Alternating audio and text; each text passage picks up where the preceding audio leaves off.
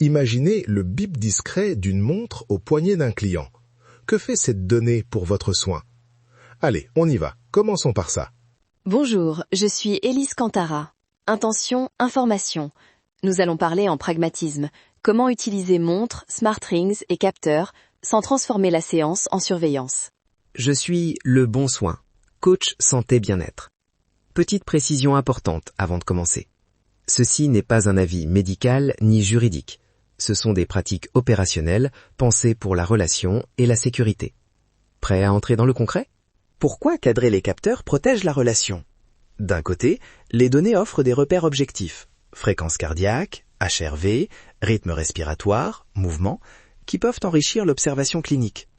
De l'autre, la collecte mal expliquée devient surveillance et mine la confiance. Il faut donc consentement, clarté et proportionnalité. Exact, on évite 2 erreurs. Capter tout au cas où et interpréter un signal comme diagnostic. Biochamp ne mente pas, mais la donnée isolée ne dit pas tout. Notre approche, script progressif, variable prioritaire et un humain dans la boucle. Point 1.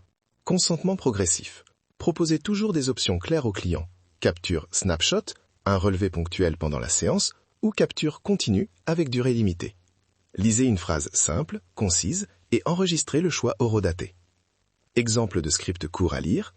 Je vous propose d'enregistrer votre fréquence cardiaque pendant les 10 prochaines minutes pour observer votre réponse au protocole. C'est facultatif, vous pouvez refuser ou arrêter à tout moment. Acceptez-vous?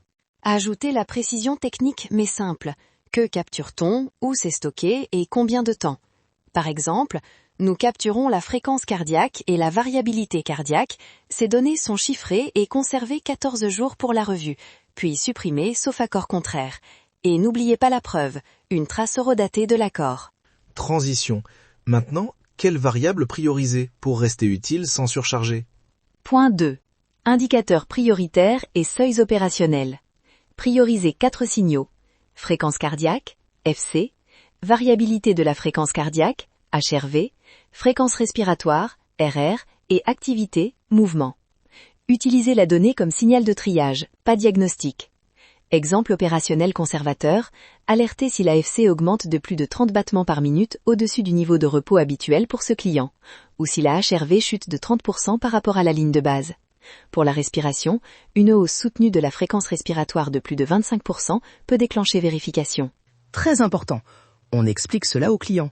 On dit que ces seuils déclenchent une vérification, pas un diagnostic. Par exemple, si je vois un signal, je vous en parle, et on vérifie ensemble. Je ne pose pas de diagnostic depuis la montre. Transition. Qui regarde les données et comment les stocker? Point 3. L'human in the loop et stockage. Désignez qui accède au flow. Praticien référent uniquement, pas d'accès partagé sans consentement. Minimiser les métadonnées, pas de localisation, et privilégier le chiffrement. Durée recommandée, 14 à 30 jours selon l'accord, puis suppression automatique. Et surtout, protocole d'escalade en 3 étapes. Message neutre au client, vérification humaine, relecture des données plus contact rapide, référent médical si signe rouge. Ajoutez une courte formation pour reconnaître faux positifs. Capteur mal positionné, artefact de mouvement, erreur de synchronisation. Toujours valider avant d'alerter un tiers. Intrication à l'œuvre. Un signal n'est que l'ombre d'un événement. Il faut la lumière humaine pour l'interpréter. Micro-démonstration. Jeu de rôle 1, installation. Je joue le praticien.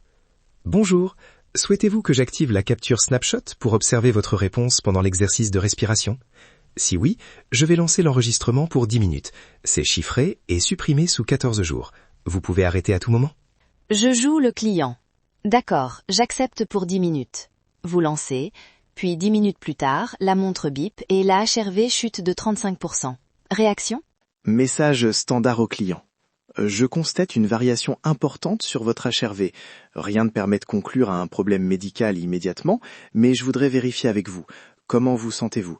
Si le client signale malaise, on active l'étape 2, vérification humaine, et si nécessaire, orienté vers un référent médical. Jeu de rôle 2. Faux positif. La montre était mal positionnée.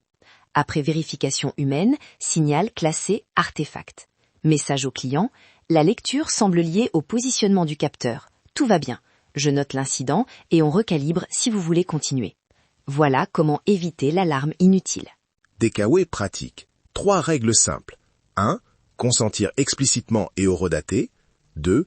Prioriser des variables claires et utiliser seuil conservateur pour triage. 3. Garder l'humain dans la boucle. Vérification avant toute action. Si vous voulez l'ensemble des scripts et du flowchart d'escalade, il y a une fiche kit prête à télécharger sur notre site. Pour conclure, n'oubliez pas, distance, pure illusion. Les données rapprochent, mais c'est la relation qui soigne. Utilisez les capteurs comme des compagnons de route, pas comme des juges. Visitez notre site pour télécharger la fiche kit, script de consentement prêts à l'emploi, checklist RGPD friendly et flowchart d'escalade. Abonnez-vous pour recevoir les exercices exclusifs.